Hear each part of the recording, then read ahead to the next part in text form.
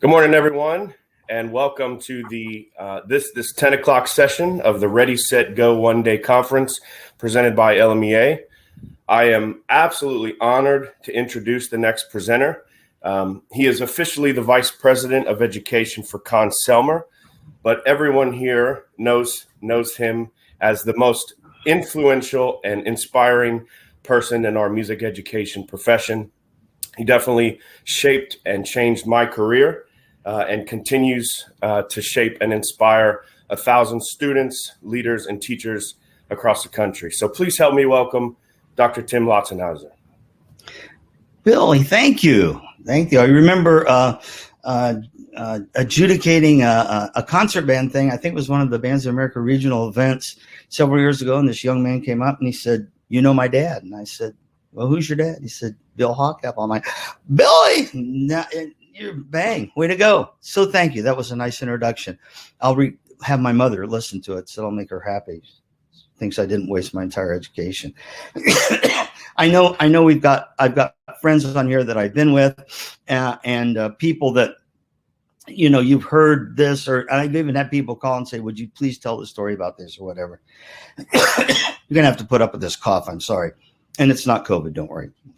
But I've got some good news for you. I was listening to Cameron. Well, I mean, wow. So I'll probably notch down a couple tempos on that. But all he said was applicable to everything that we do in life. I mean, yeah, it's about being a great music teacher, but it's about being a great human being. And so now I know that I have to flavor my ice. That's not a bad idea. You could probably do that for everything, couldn't you? Thanks, Cameron. Yeah, he did a great job. His level of enthusiasm is exemplary. You know, enthusiasm comes from the word, the derivative en theos, which means in the presence of a divine spirit. Isn't that interesting? I always thought it was like rah rah. Yeah, nah, much deeper. So I got to tell you, I got good news for you. In fact, when I was in Lafayette a few days ago, I was talking to the directors about this. One of the things. Darn it, I'm sorry. One of the things I do is administrator leadership conferences, right? So principals and superintendents and wannabe principals and all that sort of thing. So a couple months ago, I was doing a virtual principals leadership conference. And they had all brought surveys. They had agreed to do surveys of their students on which class held and engaged the students the most. Which class did the kids grab onto, hang onto, so they weren't on their phones or in their beds or shutting their screens off or watching television over the top of the, you know, all that sort of thing. You want to know what it was? I don't even have to tell you, do I? It was music. And by a long shot. So all of these principals are going like, well, why music? You know, and I'm on the sidelines going, nah, I know. And what they came down to in their conversation, and it was great to listen to it, because in their conversation, what they came up with was music is not a class, it's a culture. Now, you and I have taken that for granted forever, right? Then they start comparing you to other teachers, and all of a sudden these brain explosions goes off for them. They're like, "Oh my God, this," and I'm like, "You didn't know that?" Is kind of my reaction. Think about this. That student, let's take high school student, okay? That's and you could take it down to middle school, elementary school. It's all the same. You change the noun, it's going to work the same. That high school student gets, I don't know, the math teacher maybe twice in high school, maybe 3 times if it's a small school.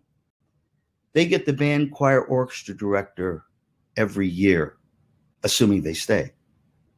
And sometimes, friends, they get them every day of the school year. So when the students come to you, it's not like the math teacher. They know you, they know all your habits, they know what to expect. They know that rehearsal room is a safe haven for them. And all you got to do is pick up Scott Edgar's book, Dr. Edgar's book on social emotional learning. And the whole thing is about safety. We go to where we're safe. We're animals, right? So then these principals are going like, whoa, that's pretty interesting, you know? Now think about this. The math class. So go back to math class. We'll use it as the anchor point. The math class, they fill it. The teacher teaches the curriculum. The semester ends. They wash it out. They refill it. The teacher teaches the curriculum. Okay, it's the pattern. Those students don't have any choice. They're going to be in that math class because it's a requisite. And if that teacher isn't, the hottest card in the deck, that kid's still going to be there, right? They have to take that class. You and I, right? We are part of the curriculum, because if we don't connect with those students, and again, it was so much what Cameron was talking about. If we don't connect with those students, they're not going to sign up again. So we're recruiting and retaining all the time. Then these principals go, whoa, wait a minute here. Those kids, let's take band. We'll take band. But again, change the noun. It's the same. It could be theater. It could be orchestra. It could be mariachi, whatever. They said, we watch those kids and they have like shirts and jackets and with all of their, regalia there. And they said, why is that? Because they're part of that family. It's an identification. And I always tease about the fact you're not going to have a kid walking around the school with a jacket that says geometry pride across the back. But these principals go, well, shoot, if it works for that, maybe it can work for chemistry. And I'm going, no, because the kid takes the class and it's over with and they go on. We assume and consume the entire culture. All the surveys, the kids, when they want to come back, where do they want to go first? They want to come and see you. Honestly, just to be dead honest about this, after doing teacher in services for all teachers for 40 years, there is no question the music teacher has the potential to be the most influential teacher to a child's life. And I don't want the flag to drop and Impossible Dreams start playing. I'm just telling you that's the truth. Now, I suspect every teacher has that possibility.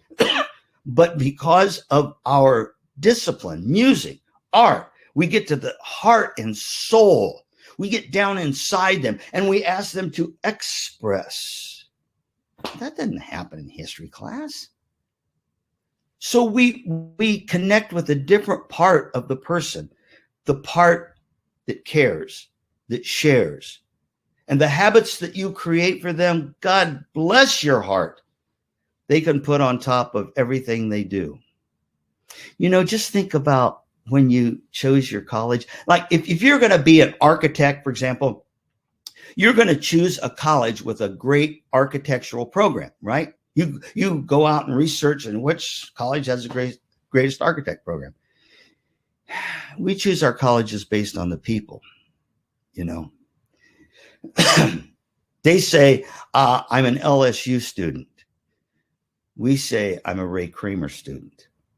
We identify with the person more than we do the college. That's how influential you are. And every college wants music kids. They don't care what their grades are. They want music kids. Why? Why do they want music kids so much? Because they know that child will handle the rigors of the curriculum that you put in front of them. They know that child will be able to start and graduate from college. It's the safest bet in the world because you've taught them that. You've taught your students to give up giving up. And boy, if there's ever a time it needs to be kicked in, it's now, isn't it? Because they have every reason in the world to go, oh, it's not fair. It wasn't right. I want to do it. And their parents going, you got to get serious about, whatever. Excuse me. You got to get serious about science because you're going to be a doctor. And we have to reach out and go, come on, come home. Come home. We're waiting for you. And they need to see that we're reaching for them, not waiting for them to reach for us. Somebody said the other day, they said, Tim, do you make up these stories you tell? Oh, no. First of all, I'm not that smart.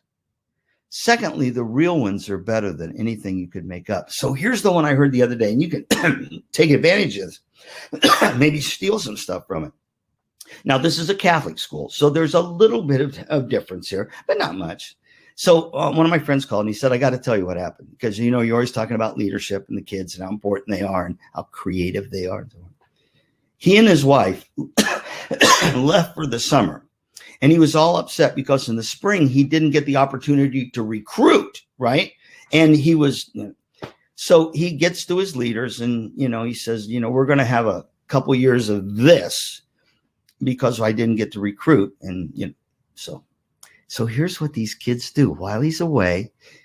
They get out, they create all kinds of communication systems to get to what was going to be sixth graders so they could begin beginning band, blah, blah, blah. Now that's almost common right now, what people are doing. They're using their high school leaders to get to the middle schoolers, big brother, big sister, yank them over the goal line, right? Because once we get them in music, we'll keep them in music, right?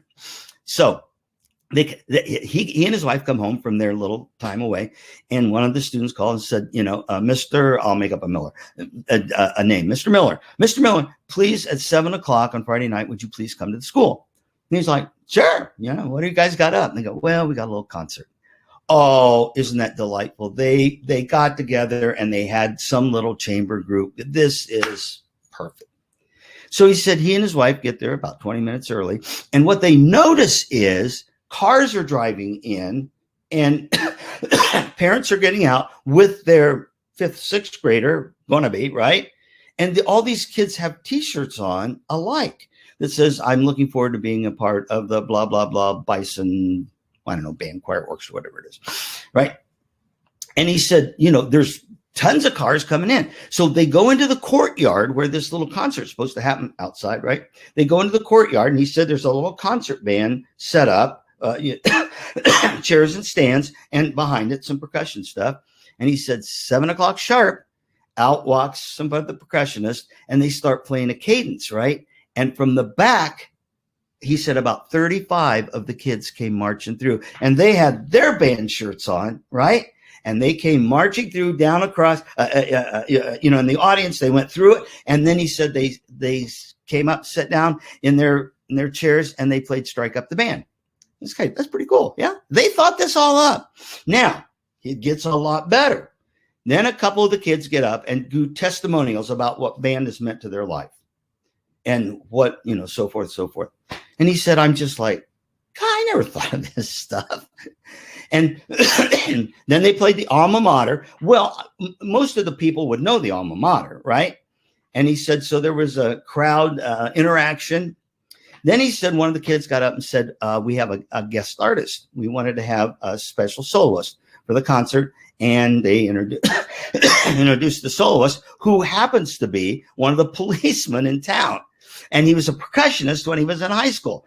So he gets up and they bring the bass drum up front, and he's got on his uniform and his badge and all that stuff. And they play some little march and he plays bass drum. Oh, now a couple parents get up and they start telling what band has meant to their child and how, Jeff would never, put his socks away. And now Jeff is doing the washing for me. And it was all because of the influence of the band and so forth. And he said, I'm just sitting there going, this is great. Now, if I can get through this next part without crying, he said, then one of the senior girls, who's really articulate, got up and said, for the finale, we would like to bring up all of our guest artists. And all of these kids, the fifth, sixth grader kids, come up and they stand around their section. So the flutes are standing around the flutes, and et cetera, et cetera. So now this whole thing's expanded. This is the finale. And she said, to direct the finale, we wanted to get the world's greatest band director. And they start talking about this world's greatest band director. And he said they're in it about 20 seconds. and he realizes it's him. And so they finish, and he said, now tears are just dripping. And he said, they come, take the baton and hand it to him. Would you please come up and, direct our fight song, which is Notre Dame Victory March, since it's a Catholic school. And all the little kids, they had taught them all the cheers in the center. So, well, of course, these new parents are going nuts. Then they get up and go, now, please come in the cafeteria. We have refreshments, and you'll have the chance to meet the world's greatest band director. And he said it was like a reception line at a wedding. All these, and he got to meet him personally, and they got to thank him, and that was his chance to say, and we look forward to having Sarah in the beginning band next year. I'm so glad you're here. Is this unbelievable? Because it's all about relationships. And those kids just rolled out the red carpet. Now, here's the cool thing that if you don't look deep enough, you can't see. First of all, the kids owned it. They're invested in this thing now. So the older kids aren't going to let anything happen because this is their baby. They got the big brother, big sister thing going on. So now there's communications with the beginners and the high school. And he said, I always have a good starting class. He said, it's going to be bigger than ever. I said, are you going to do it again next year? He goes, you bet. Isn't that great? Because as I was just, Billy and I were just talking, and Bill's he and his dad, his whole family, great friends. And the whole idea that we're all in this together, and Cameron hit it. I mean, he hit the nail right on its proverbial head. We're all in this together. And if there's ever a time our profession needs to dig in their heels and lock it down, this is it. Hopefully, we will never have to go through this again. But by golly, if you are even watching this, or you're even here for today's events, which Cameron was right, there is one headliner after another. I mean, you're already ahead of the pack. Now, the benefactors are going to be the students and the school and your colleagues and the community. It's a win, win, win, win. Now, for those who go, we're not going to be able to start where we left off. I can't do Lincolnshire this year or whatever. So, because now listen carefully to this. We're music teachers. We're music educators. If we do this to get that, we just made that more important than this. Do we teach music to win a contest or get a gold or what, and I love all that stuff, by the way. If that's the reason we're doing it, though, the that becomes more important than the this, and we're focusing on the that we probably can't do this year. But if we take the this, why I was a music teacher in the first place, because I wanted to connect kids to the art form of music. When we take this and make it important, it becomes the that. Isn't it cool? So when we go to school, every step forward, we're getting excited about. Somebody said, well, what should I prepare for my kids to make this transition back? What do I need to prepare? Well, the answer is obvious. Ask the students. Ask them, what do we need to do? Give them that ownership, please. And, I think when, that was so nice of Bill to talk about the whole student leadership thing and everything, but everybody's a leader. We're all a leader. Yeah. And he's spot on about this. I mean, we may be assigning somebody to empty the trash, right? And that doesn't seem like a lot, but for that kid, it might be a big deal. And by golly, that trash can is going to be empty, et cetera, et cetera, et cetera. There is an opportunity in all this, gang. And I'm not just blowing sunshine here or trying to spin this thing to be something good. But if there was ever a chance to reset the compass on our programs, this is it. This is it. Because basically we have two classes that are new, right? So here is our chance to go, the standards are here. Here's the way we're going to get to them. Okay, grab my hand. Here we go. And off we go together.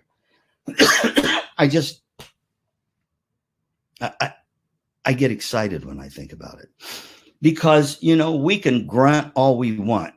We can't go back and get 18 months.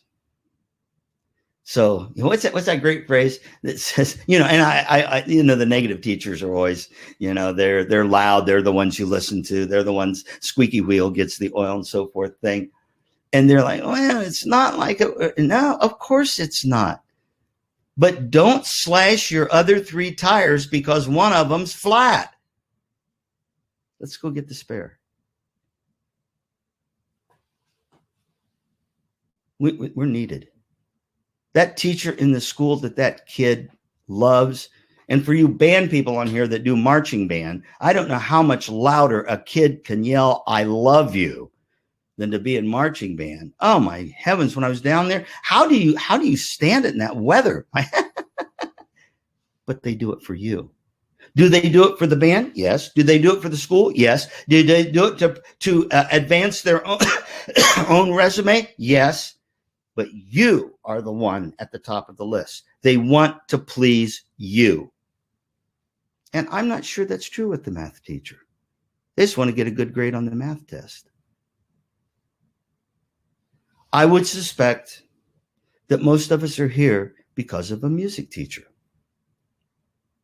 There are exceptions, certainly. There are savants out there. There are little Mozarts running around.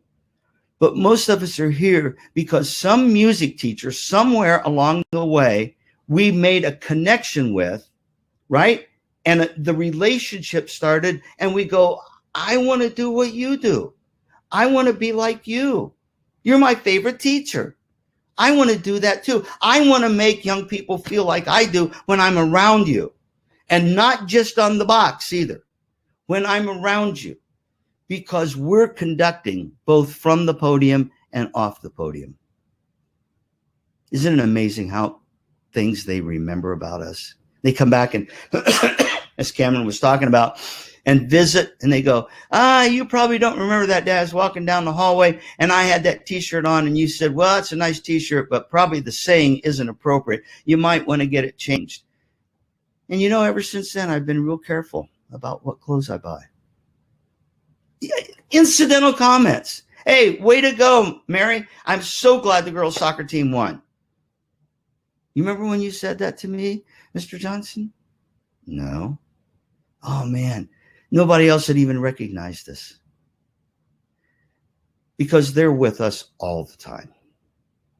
Do you see anybody coming back for history camp 2 weeks before school starts? No. And I'll bet if they had it, there'd be a lot of people who wouldn't show up too. You know, again, I laugh about the marching band thing because it is so obscure. I love it. I love it too. But for a kid to give up a week, 2 weeks of summer, I mean, that's their time. All their friends are out swimming and partying, having a good time and going to the mall. We've got them on a parking lot marking time in Louisiana weather or Louisiana for those of you who are natives. So again, I come back to the importance of who you are, or in Cameron's sake, and Cameron, thank you for giving me so much to talk about. The bucket we have, yours is full for them. And they're standing there. They're waiting. Can I get my cup of you? And you go, oh, Tim, that's all that inspirational feel-good stuff. I don't care what label you put on it. The truth is, we're here because of a music teacher, and most of your kids are in your group because of you. And if not totally, it's certainly a huge part of the wedge. Music, oh, absolutely. There's no question about that. Once they get turned on to music, it's a treasury that's endless. And we're all hooked on it, yeah? If we go without music for a couple of days, something goes wrong. I mean, yeah, you had a fight with your spouse or whatever, and you get in the car and you pop on the radio and you start singing some song that you know all the words, and all of a sudden our minds reframe to being positive. Oh, music for the sake of music. Music because we can say things with music that we can't say this way. No question. But who gets them to there? Who gets them over that bridge to get them there? You do. And that's why when they come back to visit, they come to you. They come to see you. And they send you Christmas cards. And they call you. And they stop by your house. That's a lot of influence. That's a lot of potential. That's also an incredible opportunity to make a difference. You know, when they say our music students of today are our leaders of tomorrow, you know, and all the confetti comes down. It's true. It's true. Now, do I want them to play and sing all their life? You bet I do. You bet I want them never to let go of music. But I know they're all not going to be music majors, or they're all not going to, you know, play in their community group or whatever. I know that. But you know what they will do? They will go in society, and the habits that you create for them in your classes, in your rehearsals, those habits, they're going to put on top of everything else, and they'll be better civilians. They'll be more civil. Now, is that the reason we teach music? No. But isn't that a great spinoff? And you're selling the best thing in the world. You're selling success. For all of you who are parents, and I don't happen to be, so I'm transposing, I'm leaping on top of you, I'm living off of you on this. The most important thing in your life is the success, happiness, and welfare of your child. Right? You would give up a vital organ for a transplant to the kid if it would save the kid's life, and you would lose yours.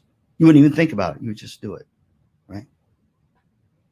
Well, folks, we give them exactly what they want. We prepare their children for success in life. Now, again, that's not why I want them there. I want them there for Irish tune. I want them there for La Fiesta Mexicana, right? That's why Tim wants them there. I want them there so they can sing a Bach Mass and feel it. That's why I want them there. Or get in a jazz band and get in the groove so deep you can't get out of it. But mom and dad may say, well, yeah, but my kid's going to be a doctor.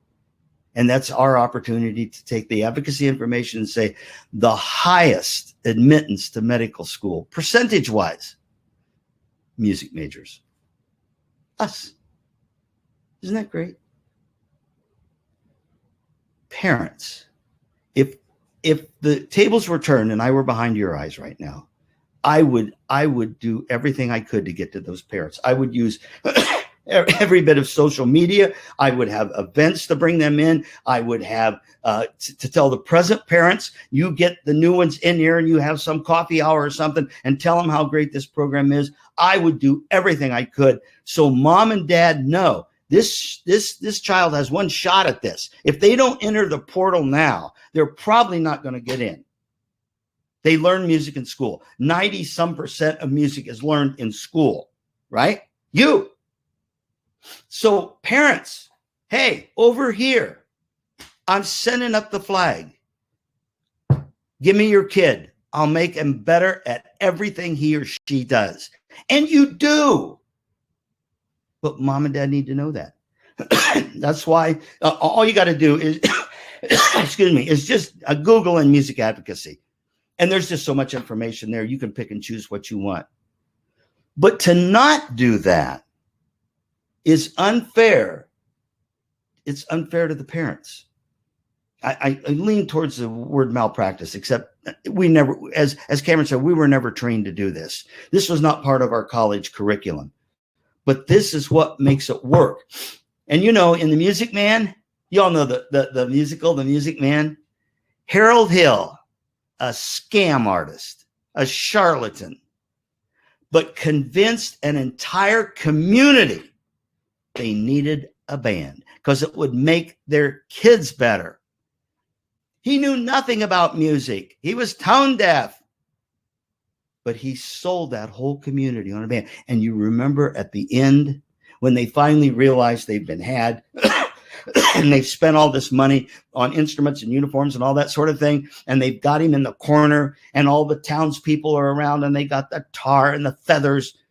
And they said, if you're who you say you are, let's hear that And he turns around and he knows he's dead. He knows, because remember, he used the think system. Like if you think it, it'll happen. And he turns around and he drops that baton, and oh my God, this horrible sound comes out. I mean, it's just, you're like, oh. But then they go behind the eyes of the parents and they hear 76 trombones and they see the band marching down the street. And they're all talking about their kids and pointing to them, what great young musicians they are. We don't see the world as it is. We see the world as we are. And the parents, that child is everything. That's the creation. Excuse me, that's the perpetuation. That's the me going on in life. And you do it better than everybody. I'm serious. Now, please understand, everybody always says, well, now, Tim, you're kind of prejudiced here about music. Well, duh. Well, sports is the same. If you get to play, it's the same. If you get cut from the team, it's not the same. If you sit on the bench most of the game, it's not the same. If your jacket only has one stripe and everybody else has got 4, it's not the same. Us, music is a place for everybody. Everybody has the propensity to make music. And if we don't trigger that part of their brain by about 8, 9, 10, 11, 12, right in there, the brain starts to go, well, okay, I guess you're not going to use me. I'll just put it over to the side here. Does that mean you can't learn music after that age? No. You can. But it's much harder. That's the ripe year. That's when it's fertile. That's when you get them. And that's when it starts to blossom. And that's why their grades go up. Well, all the smart kids are in music. No. They make better grades than other kids. And somebody said, if you make good grades, you're smart, right? And I'm not, I could argue that, that one either way. But what happens, literally what happens when the brain has brain cells, yeah? Like I think there's 200 billion. And when you have a thought, an electrical impulse, now get this, because you can take it back to mom and dad. You have an electrical impulse and it connects 2 of those cells. It's a dendrite. It's a mind map. It's intelligence. And it's firing all the time. Yours is firing and mine's firing. Yours is going, what am I going to check on this afternoon? Or am I going to get out of this one and go to another one? Or whatever. Now, we thought until about 2004, we thought that once you made that mind map, that it was there forever, right? I always felt bad about that because I'm like, I don't think I could pass a music history test right now. If it's in there, I can't access it. Then they found out with the information from a very massive, powerful MRI machine, they could watch the brain work. And what they found out is if we don't reinforce those mind maps, they go away. The brain purges them. So isn't that amazing? So algebra, could you do algebra now? Those kids that are in algebra, they're ripping through that stuff. Now, that's the not good news. Here's the good news. When you learn anything with a melody or a rhythm, the mind puts a coating around that mind map. We don't know why. We just know that's what happens. They put the coating around that mind map and it lasts for almost ever. And that's the same scaffolding that those kids put on top of math and history and chemistry and trigonometry and everything else, social, blah, blah, blah, blah, blah. They use more of their mind because it is empowered by the music. That's why we don't sing Christmas carols for a year. And then all of a sudden somebody goes, let's do Silent Night. And you know all the words, right? You didn't go practice it. It's there. Or you're driving down the road and you hear one of those songs that was there when you were in high school or college, and you haven't heard it for like 21 years, and you can sing it because those mind maps you can access like that. Now, do I want them there for that? No. But by golly, if they're getting that, shouldn't mom and dad know? Shouldn't administrators know? Of course. Well, I wonder who could tell them. Well, of course we can. And now, well, that's not part of my job. My job is to get them ready for the concert, blah, blah, blah. I understand. But we're at a time now when we're going to have to stretch and make that our job. And when we do, when the tide goes up, all boats rise. And by golly, I would tap those high school kids, and get them involved in this because it's their group. It's their choir too. It's their orchestra too. I always got like when people go, well, my choir, really? It's your choir, right? And have you ever thought about this, how great our kids are? Because if we drop that baton or do one of these and they decide not to sing or play, we look pretty stupid. This doesn't make any sound. This bridge does. Excuse me. I'm sorry you had to put up with this. Relationships. The last thing I want to talk about, and then I'll get out of your face. Relationship. It's all relationships. Come on. It's a people business. We know that. We recruit them. We retain them. We continue to water that plant. We watch it grow. And you have all had students, when they came into your group or into your classroom or whatever it was, you went, ooh, they don't have any talent at all. And in 2 years, they're challenging for first chair and get it. Because their minds are growing at the same time too. And we're planting those seeds. Relationships. I'll tell you a quick story because this is not a very very good testimony to our academic system, particularly right the college level. When I was in school at Ball State, it was a very inexpensive school. It cost $90 a quarter. Isn't that unbelievable? That's not even a good meal at Ruth's Chris anymore, right? So the fraternity brothers and Phi Mu Alpha, our music fraternity, they decided they were going to fool the university. And we had a Saint Bernard that was our mascot. Bernard Saint was his name. We couldn't think of anything else. And we all kicked in like $5 and we signed this dog up to go to school in Ball State. And he gets his schedule and all that stuff. The dog, and then, like midterm and finals, one of the brothers would go take the midterm and the final. And the brother would be like really good in whatever subject it was. The dog made the dean's list every year, except he had 1 C in tennis because we forgot to send somebody to the final. We're going to send the dog, right? Now, I honestly believe we could have graduated that beast had we not had him in the School of Education. But he had to go for his student teaching interview. He got his notice. Bernard Saint, please report to the educational office at 10 o'clock on Thursday. And we took him. And the secretary's like, and next, Bernard Saint. We're like, you go get him, boy. You go get him. There's slobbers and everything.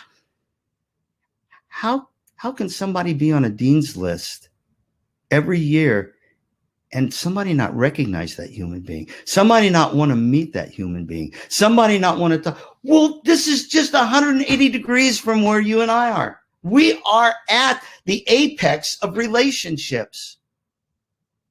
And I was teasing the group the other day. To this day, I can't call my music teachers by their first name. It's either Mrs. or Miss or Mr. or Doctor or Professor because there's such an honor there. Because they changed our lives and in a very positive direction. And you and I are here right now because of that music teacher. I really want to encourage you to hang on today. And, even if you're going to have recordings of this, right? So you can watch it again and again and again. But man, go to the buffet and get a little bit of everybody. Dr. Irvin, Brett, those people busted their tails to put this thing together. And when you look at that array that's on that docket of presenters, it's like, it's a who's who. I'm like, what the devil am I doing on there? Do they know I'm a percussionist? But don't miss that, because this is the stuff that we're filling our toolboxes to take back to give to our kids. And we need every tool we can get right now. But of course, that's why you're here. And in truth, as I told my wife this morning, I was telling her I was going to get to do this. She said, are you going to preach to the choir? And I said, no, I'm going to preach to the preachers, because we're all in this together. Harmony, balance, blend, togetherness, oneness, unison, ensemble. Those don't just apply to music. They apply to our culture. That those principles went, how come? How come it's all music people that are hanging on? Now, you and I are fussing because we lost 3 or 4 during this, or 5 or whatever. and other teachers are going, doesn't make any difference. They're going to fill my class anyways. But the truth is, you still had more than anybody else. A lot more. And I just love it. When you and I go back to our high school reunion, you know, and everybody's standing around being really polite and everything, there's always a group of people over in the corner just screaming and laughing. And it's our music friends. And we're reliving those times when we went, you know, got on the bus and went so forth, and there were 3 flat tires and blah, blah, blah, blah, blah. And remember the time that Sherry got sick and it's like the rest of the class is over here. And then here's this subculture, and it's us. So, sorry you had to put up with this cough. Sorry, I have to put up with this cough. It'll be fine. I really want to thank LMEA. There's just so many incredible friends in that part of the world.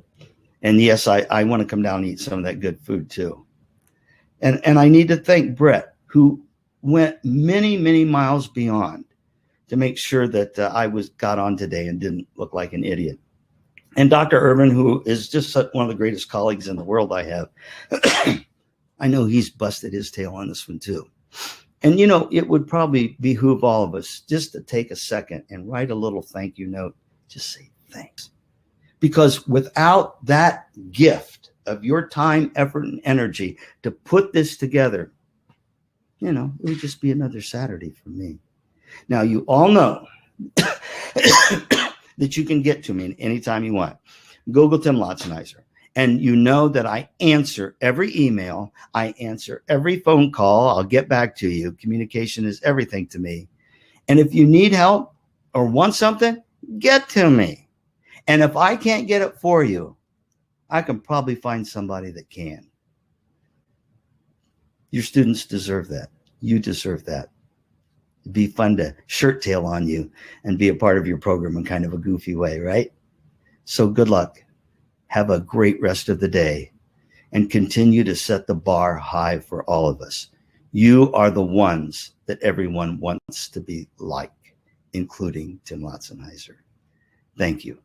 Bye-bye.